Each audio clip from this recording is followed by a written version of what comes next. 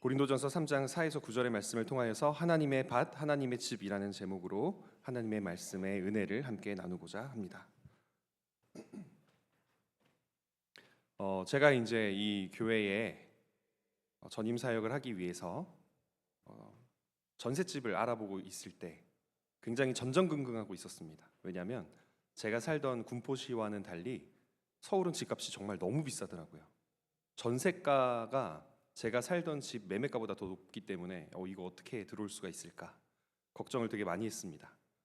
근데 또 아이들이 이제 잘 자랄 수 있는 곳을 찾아야 되니까 너무 이제 고민이 많이 되는 거예요. 이 근처에 대해서 제가 잘 알고 있는 것도 아니고, 그래서 이제 모 장로님께서 저를 되게 많이 도와주셨는데 막 이 집이 좋다 저 집이 좋다 알아봐 주시고 막 기준 같은 것도 집 볼 때 어떤 걸 봐야 된다 이런 것도 막 말씀을 해주셔가지고 되게 큰 도움을 받았거든요. 근데 그 장로님이 잘 기억은 못 하시는데 저한테 되게 큰 도움이 됐던 말씀이 있었어요. 뭐였냐면 제가 막 전전긍긍하고 있으니까 너무 완벽한 집을 찾으려고 하고 있고 또 막 집에 하자 있으면 어떡하지 걱정하고 있으니까 모든 전셋집은 중고다 이런 얘기를 해주시는 거예요.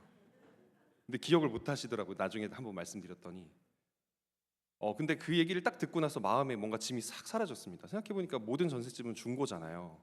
사람이 살던 데니까 제가 들어가서 살 수 있죠, 당연히.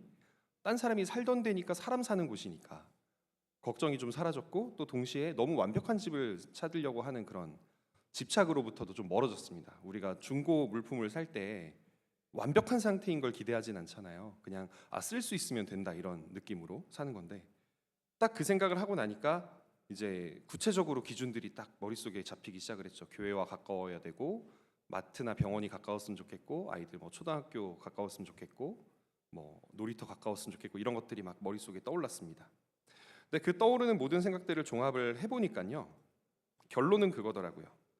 애들이 잘 자랄 수 있는 집, 아이들이 건강하게 재미있게 잘 자랄 수 있고 아랫집이 없어서 쿵쾅쿵쾅 뛰어놀아도 누구도 올라오지 않는 그런 집, 정말 감사하게도 하나님께서 갑자기 금매로 집을 이렇게 전세로 내놓고 다른 데로 가셔야 되는 또 기독교인이신 분을 또 찾게 해주셔가지고 굉장히 무난하게 1층에 있는 집으로 들어갈 수가 있었습니다. 이렇게 좋은 집이 무엇이냐라고 했을 때 그 기준은요, 잘 살 수 있는 집, 누군가를 잘 길러낼 수 있는 집, 내 몸과 마음이 휴식을 취하고 치유받을 수 있는 집을 우리는 떠올리게 됩니다. 다시 말해서 생명력이 회복되고 성장할 수 있는 곳이 좋은 집이다라는 것이죠. 그럼 좋은 밭은 무엇일까요? 좋은 밭? 여러분, 기름진 밭이라고 했을 때 우리가 흔히 떠올리는 것들은 이렇습니다. 굵은 돌이 없고 부드러운 흙이 있고 온갖 유기질들을 잘 머금고 있는 그런 밭. 물을 잘 흡수하지만 동시에 잘 배출할 수 있어서 물이 고이지도 않고 완전히 말라붙지도 않는 그런 밭. 이런 밭에는 잡초도 많이 자라서 곡물만 잘 자라는 게 아니라 잡초에게도 너무나 기름지기 때문에 비닐을 씌워서 곡물이 자라는 곳 제외하고는, 작물이 자라는 곳 제외하고는 아무것도 못 자라게 막아놓기도 하죠. 밭의 차이가 다르면 똑같은 씨앗을 파종하고 똑같은 모종을 심어도 그 작물이 얼마나 많이 자라나서 얼마나 많은 열매를 맺는가에 정말 큰 차이가 생깁니다. 심지어 익숙하지 않은 우리는 주말 농장 같은 데 시작했다가 실수로 밭 전체에 있는 작물을 다 죽여버리기도 하죠. 오늘 우리가 살펴볼 이 고린도전서 3장 4절에서 9절의 말씀에도요, 우리는 하나님의 집이다, 우리는 하나님의 밭이다, 이런 말씀이 나옵니다. 하나님의 밭이고 하나님의 집인 우리가 그럼 어떤 모습으로 살아야 그 생명력이 가득한 교회로 만들어낼 수 있을지 오늘 함께 살펴볼 수 있기를 원합니다. 고린도전서 3장 4에서 9절은요, 우리가 익히 설교에서 많이 들어봤던 성경 구절입니다. 전통적으로는 교회 내에 파벌이나 다툼이 있는 경우에 그러지 말아라, 우리는 누구 사람에게 속한 것이 아니라 하나님께 속했다라는 것을 알려주기 위해서 읽는 구절입니다. 바울파 아볼로파로 갈려져서 서로의 지도자들을 내세우면서 분쟁하던 이 고린도 교회의 실패와 다툼을 통해서 우리는 그러지 말아야지라고 마치 거울을 보듯 우리를 반성해 볼 수 있는 것이죠. 바울은 이 사람들에게 인간 지도자는 바울이든 아볼로든 또는 다른 부분에 나오는 게바든 다 우리는 그저 인간이고 하나님께서 사용하시는 도구일 뿐이다, 우리는 그저 동역하는 사역자다라고만 이야기를 합니다. 그리고 또한 일반적으로 이 구절은요, 역할 분담의 중요성을 이야기하기도 합니다. 누구는 씨앗을 심고 또 누구는 기른다라는 표현을 통해서 심는 사람이 더 중요하다, 기르는 사람이 더 중요하다, 이렇게 누가 더 중요한 역할을 하는지를 다투지 말고 모두가 다 똑같이 너무나 소중한 역할을 하고 있으니 진심을 다해 동역하고, 다만 모든 공은 하나님께 돌려야 한다. 왜냐? 하나님이 기르시는 분이기 때문이다라고 이야기를 하는 구절입니다. 이처럼 각자의 자리에서 누구와 나를 비교하지 않고 각자에게 허락된 것에 충성을 다하는 모습으로 하나님의 이 몸된 교회를 아름답게 가꾸어가는 것이 바로 하나님의 도구이자 동역자인 우리가 해야 할 일인 것이죠. 그런데 이러한 우리가 일반적으로 들어왔던 설교의 해석 이면에 이 말씀을 통해서 우리가 받아들여야 하는 또 다른 메시지가 숨어 있습니다. 그 메시지의 핵심은요, 결국 사람이 아닌 하나님이 잘하게 하신다라는 것입니다. 사람들끼리 싸우지 말아라. 하나님이 잘하게 하시니까 너희들이 서로 싸우면서 내 공이 더 크다고 할 이유가 없다라고 말씀을 하시는 거잖아요. 누구의 역할이 더 크다고 하지 말아라. 내가 더 큰 역할을 한다고 자랑하지도 말아라. 자라나게 하시는 분은 오직 하나님뿐이시다. 그래서 이 구절의 진정한 핵심은 인간의 수고나 역할 분담보다 생명의 근원 되시는 하나님에게 있습니다. 바울은 심는 이나 물 주는 이는 아무것도 아니로되라는 과감한 표현을 통해서 아무것도 아니다라고까지 표현을 하면서 하나님이 일하심과 우리의 노력은 정말 하늘과 땅 차이다라는 것을 강조하고 있습니다. 이것은 인간 사역자의 수고를 전면 부정하는 것은 아닙니다. 분명히 하나님은 사람을 사용해서 일하시고 사람을 통해서 복음을 전하시기 때문에 인간 사역자의 노고는 너무나도 소중한 것입니다. 그러나 생명을 창조하고 성장시키는 영역, 우리의 영혼과 관련되어 있는 영역은 전적으로 하나님의 주권에 달려 있다라는 것을 선언하는 것입니다. 씨를 심고 물을 줄 수 있지만 씨앗 내부에서 생명력이 튀어나오게 하는 것은 하나님의 창조적 능력에 달려 있듯, 우리가 한 영혼 한 영혼을 함께 품으며 하나님이 집인 이 교회에, 하나님의 밭인 이 교회에 데려와 성장시키고 싹을 틔우게 하는 모든 일들은 결국 하나님께 영광을 돌려야 하는 일이라는 것이죠. 그런데 놀라운 사실은요, 그 하나님, 모든 영혼의 모든 생명의 주권자이신 하나님께서 인간에게 자유로운 의지를 주셨고 그 자유로운 선택을 존중하신다는 것입니다. 신앙을 결정하는 주체는 그래서 다시 한번 결국 한 사람 한 사람 자기 자신으로 환원되게 됩니다.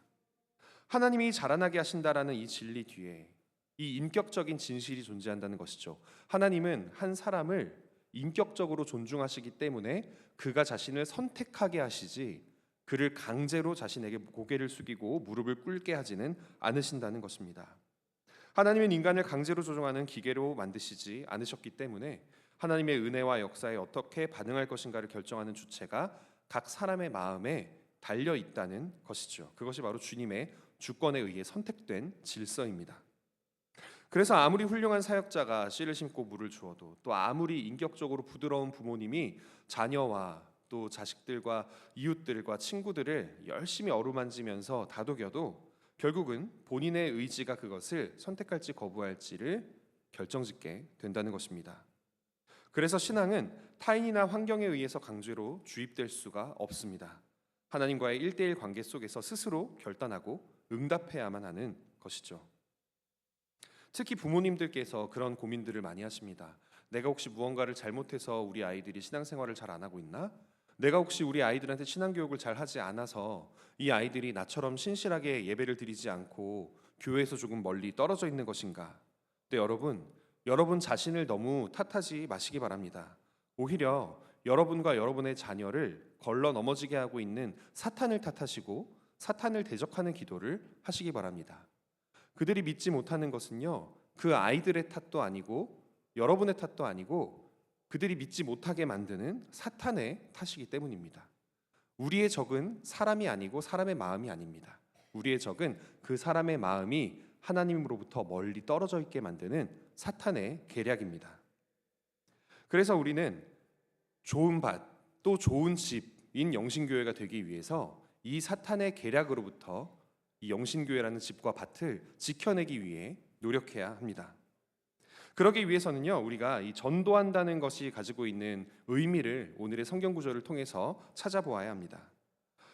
오늘의 본문에서의 이 비유, 씨를 심는다, 물을 준다, 또 자라나게 하신다라는 것을 볼 때 이 전도에는요, 세 가지의 현실적인 의미가 있습니다. 현실적인 의미입니다. 첫 번째로는 여러분이 누군가를 열심히 전도하고 또 여러분의 자녀에게 신앙을 전수해주고 싶을 때에 그 결과에 대한 중압감으로부터 자유하셔야 된다는 것입니다.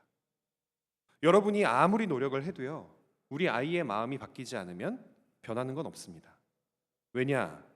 우리가 아이를 직접 낳아서 직접 기르고 직접 성장시켰어도 그 아이는 나와는 구별된 인격체이기 때문이고 하나님께서도 그 인격체의 선택을 존중하시기 때문입니다. 열매 맺게 하시는 분도 또한 하나님이십니다. 길러서 열심히 씨를 주고 물을 주고 기르는 사람들이 우리라 할지라도 실제로 자라나게 하시는 분이 하나님이시기 때문에 여러분이 결과에 대한 중압감에서 벗어나 자기 탓만하지는 말으셨으면 좋겠습니다. 전도자는 결신이나 또 성장의 성과에 대한 과도한 부담감을 내려놓을 때 오히려 부담감 없이 또 부담감을 주지 않고 아주 자연스럽게 상대방에게 끊임없이 복음을 전할 수 있습니다. 두 번째로는요, 전도는 결과 중심적인 것이 아니라 과정 중심적인 것입니다. 한번 우리 따라해 볼까요? 전도는 결과 중심이 아니다. 결과는 아니다. 전도는 과정 중심이다. 전도는 과정 중심이다. 아멘. 전도가 과정 중심이라는 것은 어떤 의미냐면요, 우리가 흔히 이제 청년들이 연애를 시작할 때 생각해 보십시오. 연애를 처음 시작할 때는요, 상대방이 너무 자신에게 이성적으로 마음이 들기 때문에 너무 아름다워 보이고 멋져 보이기 때문에 정말 열과 성을 다해서 그 사람에게 잘해줍니다. 막 친절하게 대해줍니다. 양념치킨을 먹다가 묻은 거 있으면 물티슈로 닦아주고, 막 멀리 있는 거 있으면 다 그릇 막 그쪽에다가 갖다주고, 그러다가 나중에 가까워지면 어떻게 됩니까? 점점 그 열정이 사라지기 시작하고 점점 그 애틋했던 눈이 그냥 평범한 눈으로 변해가다가 나중에는 동태 눈깔로 변하는 것을 발견하게 되죠. 보통 결혼한 뒤에. 결혼하고 나면 어떻게 됩니까? 여보, 나 가방 너무 무거워. 내 가방 좀 들어줘. 그러면은 연애하던 시절에는 알았어. 그 말 하기도 전에 막 들어주다가 결혼하고 나면 내 가방 좀 들어줘. 그러면은 귀를 갖다 대고 가방아 말해봐 이러고는 가버리잖아요. 그 정도로 우리는 연애를 할 때 이미 굴러 넘어온 어떤 열매, 호박이다 하면 더 이상 신경을 안 쓰는데 참 놀랍게도 전도할 때도 비슷한 일들이 벌어집니다. 교회에 데려올 때까지는요, 막 밥도 사주고 커피도 사주고 친하게 막 지내다가 교회에 막상 오면 그때부터 갑자기 자, 여기에 내가 널 풀어놓겠으니 알아서 성장해라 이러고는 풀어놓는 그런 경우가 있는데요, 그렇지 않습니다. 전도는요, 과정입니다. 전도는 한 번의 이벤트로 완성이 되지 않습니다. 그리고 한 사람에 의해서 결정이 되는 것도 아닙니다. 우리 교회 안에 끊임없는 친절함과 끊임없는 사랑과 끊임없는 관용이 있을 때 누구든지 이곳에 와서 앉아서 예배를 드리다가 사람들과 인사를 하다가 교제를 나누다가 자연스럽게 이곳에서 그리스도의 사랑을 체험하고 하나님의 사랑이 무엇인지를 알게 되고 감격하고 회심하고 그렇게 진정한 그리스도인이 되는 것이거든요. 그래서 우리는 한 명 데려오자 너무나 중요한 마음입니다만 데려오고 끝이다 이렇게 생각하시면 안 됩니다. 데려오는 것부터 천국 갈 때까지가 과정입니다. 그래서 다시 한번 따라해 볼까요? 전도는 과정이다. 전도는 과정이다. 아멘. 우리 영신교회 모든 성도들이 그 과정의 미를 잘 지켜내서 여기 영신교회에 발붙이는 모든 이들이 하나님의 사랑을 발견하게 되기를 원합니다. 아멘. 그리고 세 번째로는요, 전도한다는 것에 또 어떤 현실적 의미가 있냐면 우리는 그저 겸손한 도구로서 참여한다는 것입니다. 첫 번째 특징이 있었죠. 결과에 대한 중압감으로부터 자유해야 된다. 왜냐? 기르시는 분은 자라나게 하시는 분은 하나님이시니까.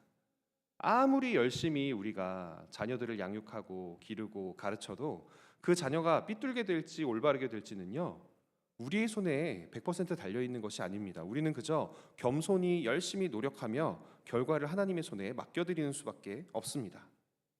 타인의 영혼을 구원하는 주체는 내가 아니라는 걸 명심해야 합니다.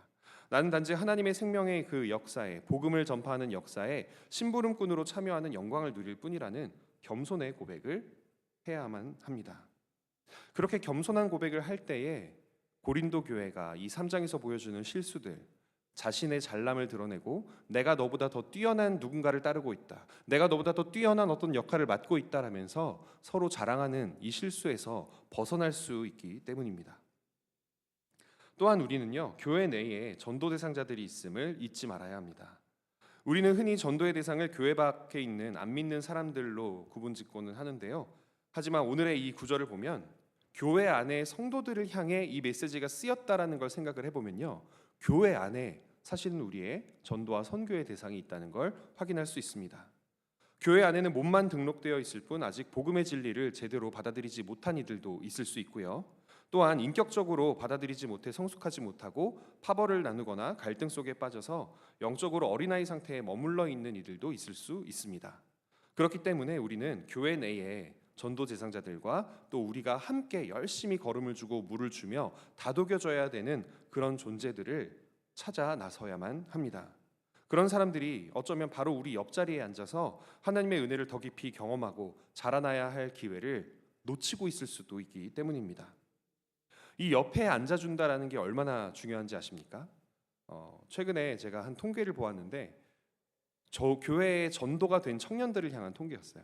교회에 전도됐던 청년들에게 교회에 나오게 된 직접적인 계기가 무엇이냐라고 이야기를 했을 때 그 직접적인 계기가 무엇이었냐면 이 교회에 정착하게 된 직접적인 계기가 나에게 친절하게 대해주는 사람이 있었다 였습니다. 나에게 친절하게 대해주는 사람이 있어서 나는 이 교회에 정착했다. 이 교회 저 교회에 다녀보니까 막 어디는 예배가 너무나 뜨겁고 또 어디는 막 찬양이 너무나 은혜스럽고 어디는 설교가 너무 좋고 다 좋은데 결국은 어떤 교회에 정착을 하느냐? 이 교회는 나에게 친절하게 대해주는 한 사람이 있더라 하는 교회에 정착을 하고 거기서 신앙생활을 제대로 시작한다라는 것이죠. 그래서 우리는 남들이 옆에 앉아주기 힘들어 보이는 사람들을 오히려 더 찾아 나서서 그들의 옆에 앉아줄 수 있어야 합니다. 딱 봐서 이 사람 새신자인가? 이 사람 좀 뭔가 부끄러움을 많이 느끼는 것 같은데, 장기 결석자 같은데, 오래전에 나왔는데 얼굴 되게 오랜만에 보네 싶은 사람들 옆에 여러분이 앉아주고 반가워요, 오랜만이에요 라고 이야기를 해줄 때 그들이 다시 집으로 돌아갔다가도 여러분의 얼굴이 생각나며 하나님의 사랑이 생각나며 다시 이곳으로 와줄 수 있다는 것이죠. 근데 여기에는 참 슬픈 사실이 있습니다. 우리는 사람인지라 우리 옆에 있는 한 사람이 내 마음에 안 들 수도 있다는 겁니다. 저번에 제가 설교할 때 제가 만약에 요 앞자리에 앉아 있으면 다들 앞자리에 오실 거죠라고 얘기했더니 모두가 고개를 끄덕이지 않고 가만히 계시더라고요. 그러시면 안 됩니다. 김민호 목사님 몸에서 막 땀도 막 많이 나고 뭔가 좀 찝찝한데 가까이 안 가야지라는 생각이 들 때 저 연약한 영혼 옆에 내가 앉아줘야지라는 생각을 하셔야 돼요. 그래서 되게 슬픈 이야기가 하나 있습니다. 웃긴 데 슬픈 이야기예요. 어떤 목사님이 교회에서 이제 예배를 드릴 때 항상 따로 모여 있는 몇 사람을 발견을 했대요. 그래서 저 사람들이 왜 항상 따로 모여 있는가 싶어서 다른 사람들에게 몰래 물어보니까 저 사람들이 항상 자기들끼리만 몰려다니면서 다른 사람들이 하는 거를 다 흉을 본다. 뭐 찬양팀은 뭐 찬양을 못하네. 심지어 그걸 물어보는 목사님한테는 목사님이 설교를 못하네. 뭐 누구는 뭐 친절하지가 않네. 이런 식으로 막 판단을 하고 비판을 한다는 거예요.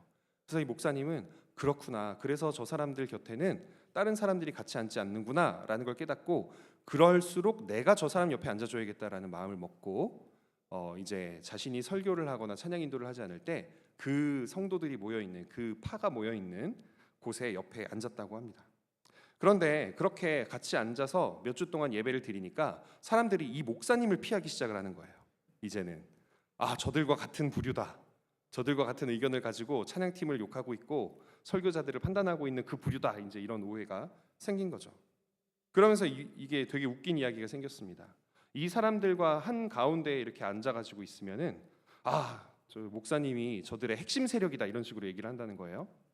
또 그 사람의 이제 앞에 앉아 있으면 앞장서고 있다. 저 사람들 앞장서고 있다. 옆에 딱 있는데 오른쪽에 있다면 우익이다. 왼쪽에 있으면 좌익이다. 별의별 얘기를 하면서 게다가 이제 어쨌거나 옆에 앉으려면 어딘가에 앉아야 될 거 아니에요. 근데 좀 떨어져 있다 그러면은 이제는 이제 점조직이 되어가고 있다. 어떻게든지 욕할 거리를 찾는다는 것이죠. 그래도 그 목사님은 끝까지 그들과 친하게 지내면서 그들이 다른 성도들과 다시 친해질 수 있게 노력을 해줬다고 합니다. 우리의 이 악한 본성은요, 아까 그 따로 떨어져 있었던 소수의 사람들처럼 남들을 비난하게 만들고 설교를 판단하게 만들고 남들을 흉보게 만듭니다. 그런데 또한 사탄은 반대쪽에서도 일합니다. 그 모습을 바라보며 그 모습을 비난하고 있는 우리 안에서도 사탄은 역사하고요. 사탄은 우리 둘 다를 무너뜨립니다. 끊임없이 그 부족한 믿음과 연약한 믿음을 북돋아 주어야 할 사람들이 오히려 그들의 그 비판적인 태도를 보고 멀리하게 되면 그 누구도 회복되고 치유받을 수가 없거든요. 그래서 우리는 교회 안에서도요, 특별히 다른 사람들과 연결되어 있지 않은 사람들 또는 다른 사람들이 곁에 가기에 좀 꺼려할 것 같은 또는 너무 외로워 보이는 새신자들, 이런 분들을 발견하면 예수님의 마음으로 뛰쳐나가 옆에 앉아줄 수 있어야 합니다. 우리는 심는 이와 물 주는 이라고 합니다. 이 심는 이라는 뜻은 너무나 간단하겠죠. 복음의 씨앗을 처음 던지는 사람을 의미합니다. 우리가 처음 보는 사람들에게 바로 복음을 전하는 건요, 참 어려운 일입니다. 노방전도를 해보거나 축포전도 해본 분들 아시겠지만 엄청난 거절감에 빠지죠. 그래서 우리는 주된 전도의 대상을 누구로 둡니까? 사랑하는 가족들, 친구들, 친척들 또는 과거에 교회에 다니다가 다니지 않게 된 사람들을 대상으로 보는데요. 그런 사람들에게 하나님께서 당신을 여전히 사랑하고 계시고 예수님 안에서만이 우리가 새로운 생명을 누릴 수 있다라는 이 복음을 심는 사람들이 반드시 필요합니다. 그런데 이 심는 사람 한 사람만으로 그것이 막 무럭무럭 자라나지 않습니다. 물을 주고 길러주는 이가 필요합니다. 그 사람이 한 사람을 데리고 교회에 딱 데리고 왔을 때 함께 환대해 주는 사람, 또 데려와서 씨를 심었던 사람이 자신이 뭐 찬양대에서 봉사를 하든 구역장으로 봉사를 하든 그 자리를 비워야만 할 때 새로운 사람 곁에 함께 앉아주면서 관심과 사랑을 부어줄 수 있는 사람, 그런 사람은 이미 씨앗이 뿌려진 이들에게 말씀과 기도로 양육하고 사랑과 보살핌으로 영적인 돌봄을 주는 이 물을 주는 역할을 맡고 있는 것입니다. 그리고 8절에서도 심는 이와 물 주는 이가 한 가지다라고 이야기를 하듯이 이들의 역할은 무엇이 더 중요하고 무엇이 더 위대하다라고 할 게 없이 똑같은 역할입니다. 그래서 흔히 한 명을 전도하는 데에는 7명의 노력이 필요하다라는 이야기도 있고, 또 그게 좀 더 확장돼서 한 명이 전도되기 위해서는 15명의 사람을 만나야 된다는 이야기까지도 있더라고요. 그만큼 여러 사람이 함께 공동체적으로 그리스도인의 아름다움을 보여주어야 그 사람이 진정으로 변화받는다라는 이야기입니다. 우리는 이 일을 위해서 함께 모여서 하나님께 쓰임받고 있는 동역자들입니다. 우리 옆에 있는 이들에게 이렇게 인사해 볼까요? 하나님의 좋은 밭이 됩시다. 하나님의 좋은 밭이 됩시다. 하나님의 좋은 밭이 됩시다. 아멘. 우리가 그와 같은 모습을 가지고 있을 때, 그 친절과 사랑과 환대와 관용과 옆에 앉아줄 수 있는 용기를 갖추고 있을 때 우리는 좋은 밭이 되고 우리 안에 심겨진 모든 씨앗들은 열매 맺을 때까지 잘 자라나게 될 것입니다. 또한 9절 하반절에는요, 이 하나님의 밭이다라는 표현 말고도 하나님의 집이다라는 표현도 함께 나옵니다. 하나님의 밭은 생명의 씨가 뿌려지고 자라나며 열매 맺는 공간인 것처럼, 그 경작하시는 분이 하나님이신 것처럼 하나님의 집도 마찬가지입니다. 하나님의 집도 주인은 하나님이시고 하나님이 거하시는 곳이고 하나님이 그 가정을 기르시는 곳이고 지친 사람들을 데려와서 위로받고 쉼을 얻게 하시는 곳이 바로 이곳이라는 이야기입니다. 이 비유는 성도 개인과 공동체 모두가 하나님의 소유이고 하나님이 일하시는 일종의 장으로서 역할을 한다라는 걸 의미합니다. 우리는 한 명 한 명이 교회이고 한 명 한 명이 그 밭이 될 수 있지만 하나님께서 사용하실 때는요, 그보다도 더 큰 단위에서 한 교회를 하나의 집, 또 하나의 밭으로 쓰시기를 원한다는 것이죠. 그래서 신앙의 성장은 결코 고립된 개인의 영역에서만 일어나는 것이 아닙니다. 하나님의 밭이자 하나님의 집인 우리 교회 공동체 안에서 이루어집니다. 우리 안에서 생명이 자라난다는 것입니다. 하나님이 자라나게 하시는 영적인 생명들은 서로 다른 지체들이 모여서 씨를 뿌리고 거름을 주고 물을 주고 가끔 넘어질 것 같으면 손으로 붙잡아주고 끈으로 메어주는 모든 역할들 속에서 이루어집니다. 우리라는 믿음의 울타리 안에 하나님의 은혜를 공급받으며 그 모든 영혼들이 점차 건강한 나무가 되어 열매를 맺게 된다는 것이죠. 그래서 우리 영신교회가 좋은 밭, 좋은 집이 되기 위해 우리 한 명 한 명이 노력하는 것 자체가 선교적인 사명입니다. 우리가 그와 같이 좋은 밭, 좋은 집으로 이 영신교회를 만들기 위해 내 눈앞에 보이는 모든 사람들에게 친절을 베풀고 환대하고 용서하고 관용한다면 결국은 이 교회가 누가 보아도 여긴 예수님이 계신 곳이구나, 여긴 하나님이 계신 곳이구나를 느끼게 될 것이거든요. 그때 모든 사람들이 마치 개미지옥에 개미가 몰려들듯, 파리지옥에 파리가 몰려들듯, 오히려 반대로 이곳에선 생명을 얻게 되겠지만 이곳으로 빨려 들어오게 될 것입니다. 여러분은 이 영신교회를 좋은 밭, 좋은 집으로 만들기 위해 어떤 역할을 하고 계십니까? 머릿속으로 갑자기 자신이 하고 있는 봉사와 직분이 막 떠오르시는 분들도 계실 거고요. 또 어떤 분들은 내가 특별히 하고 있는 봉사가 없는데 하시는 분도 계실 겁니다. 괜찮습니다. 여러분이 주님의 이름으로 이곳에서 행하는 모든 친절과 여러분들이 구역원들과 함께 구역 모임 때 나누는 모든 기도 제목들, 여러분이 이곳에서 얻은 은혜를 가족들에게 한마디 한마디에 또는 카톡 한마디라도 나누는 모든 행동들 속에 그와 같은 좋은 밭의 역할을 여러분이 감당하고 있기 때문입니다. 물론 좋은 밭이 있으면요, 설교 처음에도 말씀을 드렸듯 잡초도 자라납니다. 잡초란 무엇입니까? 내가 원래 기르려고 했던 열매를 볼 수 없는 풀을 잡초라고 하죠. 너무 사람들이 친절하고 따뜻하니까 진정한 믿음이 없이 그냥 교회에 오는 사람들도 생길 수가 있습니다. 실제로 저도 청년부 시절에 막 찬양대랑 찬양팀이랑 또 소그룹 리더까지 이제 같이 감당을 하고 있었던 시절이 있었는데요.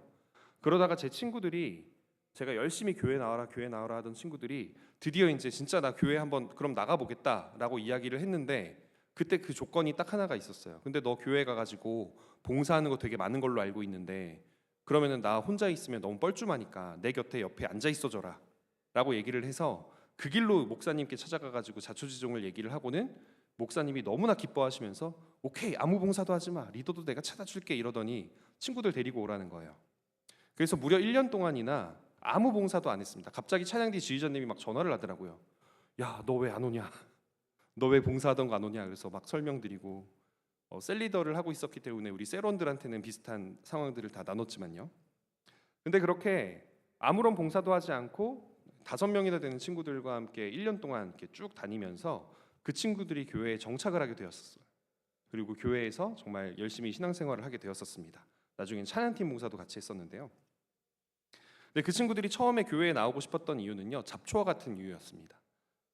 네가 교회에서 신앙생활 하는 거 보니까 예쁜 여자아이들이랑 참 친하게 지내는 것 같더라. 나도 쟤네들이랑 친하게 지내고 싶다 라고 해서, 야, 그런 이유로 교회 오면 벌 받는다라고 처음엔 얘기를 했는데, 생각해보니까 저도 초등학교 4학년 때 교회에 가면 여름 성경학교 때 아주 맛있는 음식과 선물을 준다, 새 친구들한테는 달란트 시장에서 달란트도 무료로 준다, 이 얘기 듣고 이제 갔다가 은혜를 받고 진정한 믿음 생활을 하게 됐던 거를 떠올리면서 어떻게든 그냥 데려오면 하나님께서 역사하시겠지라는 생각이 들었거든요. 그래서 알겠다, 내가 옆에 앉아주겠다, 1년 동안 예쁜 자매들이랑 친하게 만들어주겠다 호언장담을 했는데, 예수님께서 정말 역사하셨는지 예쁜 자매들이랑은 안 친해지고 하나님이랑 친해지더라고요. 정말 다행히도. 네, 우리 안에 친절이 있으면요, 잡초 같은 사람들도 자랍니다. 믿음 때문에 나온 게 아니라 그냥 우리의 친절을 보고 인간관계에 목말랐던 사람들도 나올 수 있습니다. 하지만 이곳에 나온 이상 여기가 누구의 집이라고요? 하나님의 집. 누구의 밭이라고요? 하나님의 밭. 누구의 주권에 달려 있다고 했습니까? 하나님의 주권에 달려 있습니다. 하나님의 집이고 하나님의 밭이고 하나님이 기경하시는 곳이고 하나님이 통치하는 곳이기 때문에 일단 데려오면 하나님이 역사하실 것을 기대하며 기도하면 됩니다. 마음의 부담감은 내려놓고요. 하나님께서 자라나게 하시는 생명들이 건강하게 결실하기 위해 우리가 갖추어야 할 최고의 덕목이 바로 그 사랑과 친절이라는 것을, 다가감이라는 것을 여러분이 잊지 않으셨으면 좋겠습니다. 우리가 그렇게 좋은 밭과 좋은 집이 되었을 때 모두가 다 들어가서 쉬고 싶은 집, 모두가 다 심겨주고 싶은 밭이 되었을 때 하나님께서는 더욱더 많은 영혼들을 이곳에 심겨주시고 또 허락해 주실 것입니다. 설교를 마무리하며 여러분에게 당부드리고 싶은 것이 있습니다. 청년부 예배가 어떻게 드려지는지 여러분 혹시 보신 분 잘 없으시죠? 네, 청년부 예배를 드리면요, 저조차도 처음 듣는 찬양이 막 나와요. 저조차도 한 번도 들어본 적이 없는 찬양이 막 나와요. 이게 얼마나 심각했느냐, 제가 작년 3월에 새로 왔잖아요. 다시 한번 왔잖아요. 3월에 새로 와서 이제 12월까지 청년부에서 찬양을 했던 곡들의 그 악보들을 모아놨습니다. 특별히 이제 가사만 따로 타이핑을 해가지고 모아놓은 게 있었는데, 1년은 52주인데 3월이니까 이미 한 10주는 갔단 말이에요. 그러니까 40주 정도가 남아 있었을 것이고 한 주에 3곡에서 4곡 정도의 찬양을 하잖아요. 그러면은 다 합치면은 한 150곡 정도가 나와야 되죠. 근데 분명히 겹치는 곡들이 있을 거 아니에요. 근데 놀랍게도요, 겹치는 곡이 거의 없어서 120곡의 가사가 모여 있더라고요. 그만큼 청년들이 어떤 특징을 갖고 있느냐? 교회에서만 CCM을 듣고 찬양을 듣는 게 아니라 교회 바깥에서 정말 열심히 듣습니다. 교회 바깥에서 열심히 새로 나온 앨범 막 찬양 듣고 은혜 받고, 그런 다음에 여기에 와서 그 좋은 찬양의 은혜를 함께 누리고자 새로운 찬양을 계속 부르는 거예요. 마치 새 노래로 찬양하라는 시편 가사처럼. 그러다 보니 청년들은요, 또 금요일마다 우리 첫 주에는 오너십이 함께 찬양을 하잖아요. 그럼 그때 또 청년들은 우리가 크게 은혜 받았던 찬양들을 어른들이랑 나누고 싶어 합니다. 어른들이 요즘 나오는 CCM을 새로 듣지는 않을 테니까 이거 들어보셨으면 좋겠다 하고. 근데 참 마음이 아프게도 몇몇 분들이 오너십이 금요기도회 때 찬양을 하면 나는 처음 듣는 찬양들만 나와서 도저히 못 견디겠다, 그래서 첫째 주에만 안 나온다, 이런 분들이 간혹 계셔가지고 되게 마음이 아프더라고요. 근데 여러분, 청년들의 그 믿음이 연약함을 보시고 여러분을 정말 여러분을 위한 마음인데 여러분을 위한 배려가 아니게 된 그 찬양의 콘티를 통해서도 여러분이 하나님을 함께 찬양해 주시면 세대가 함께 어우러지고 도움받지 되는데 정말 큰 도움이 됩니다. 이 예배 가운데 하나 되기 위해 노력하는 것도요, 하나됨의 하나이기 때문입니다. 우리 영신교회에 그런 하나됨이 있었으면 좋겠습니다. 한 분이신 하나님 안에서 성령님을 힘입어 세대가 다르고 성별이 다르고 빈부격차가 있고 또 배운 것들이 서로 다르고 믿음의 결이 다를지라도 예수님께서 우리를 구원해 주셨으니 서로가 서로를 용납할 수 있고 포용할 수 있는 그런 넉넉한 사랑의 공동체가 되어 하나님께서 언제든지 새로운 씨앗을 심어주시고 자신 있게 새로운 생명을 맡겨주시는 좋은 밭, 좋은 집이 되는 우리 영신교회가 되기를 진심으로 축원합니다. 아멘. 함께 기도하겠습니다. 아버지 하나님,